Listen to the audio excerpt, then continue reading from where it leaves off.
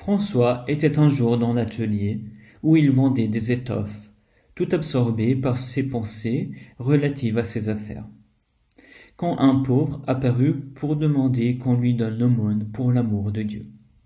François, dans la pensée des richesses, le renvoya en lui refusant l'aumône. Tandis que le mendiant s'éloignait, le jeune homme, éclairé par la grâce divine, se reprocha comme coupable d'une grande grossièreté, en disant « Si ce pauvre t'avait demandé une contribution au nom de quelque comte ou grand baron, tu lui aurais donné ce qu'il demandait.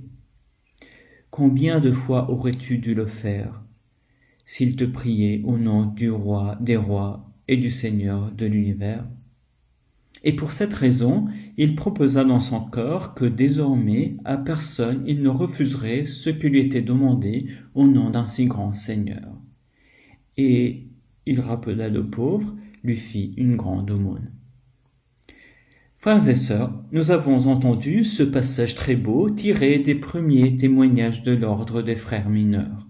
Un texte ancien dans lequel, à l'intérieur du cadre théologique et de la sainteté de François d'Assise, nous est racontée la fondation de l'ordre des frères mineurs. Dans ce cadre biographique, le premier épisode de la vie de François, qui a été reporté par l'auteur Giovanni da Perugia, se déroule dans la boutique du père de François. En ce lieu symboliquement lié à la richesse, à l'accumulation des biens, François reçoit le premier rayon de la lumière de Dieu.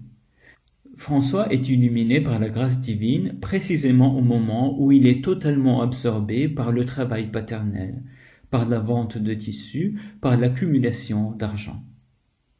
C'est précisément dans ce lieu de pénombre où François vivait uniquement pour lui-même, un lieu d'accumulation et de gain, que François, illuminé par la grâce divine, commence son parcours de conversion, son parcours en tant que fils de la lumière. Ce chemin se déploie entre deux pôles représentés par deux verbes, le verbe vendre et le verbe donner dans nos moules.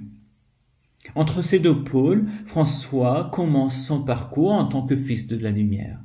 Le premier verbe, vendre, indique la vie d'un François totalement centré sur lui-même. Il indique la vie d'un jeune qui vit seulement dans la perspective de lui-même, étant lui-même au centre du monde. C'est le verbe de ceux qui pensent uniquement à eux-mêmes, le verbe de celui qui pense à un bonheur solitaire, sans frère, sans un autre avec qui partager.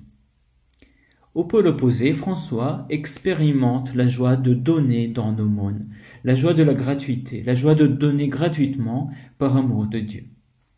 François devient avec ce changement un homme de lumière, capable de diffuser la lumière, parce que, comme la lumière, il se donne, et parce que, comme la lumière, il donne.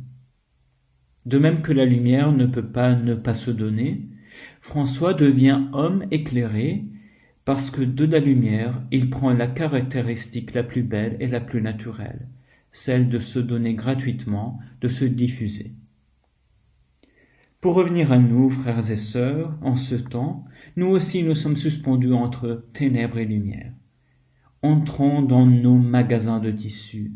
Entrons nous aussi, avec François, dans les lieux où nous concevons la vie en fonction de nous-mêmes, où la vie est une conquête pour nous, un stockage pour nous, une existence pour nous-mêmes. Et commençons avec François un chemin de joie, la joie de celles et ceux qui se donnent. Un chemin de lumière, la lumière de celles et ceux qui donnent leur vie, de leur temps, un peu de leur attention aux frères.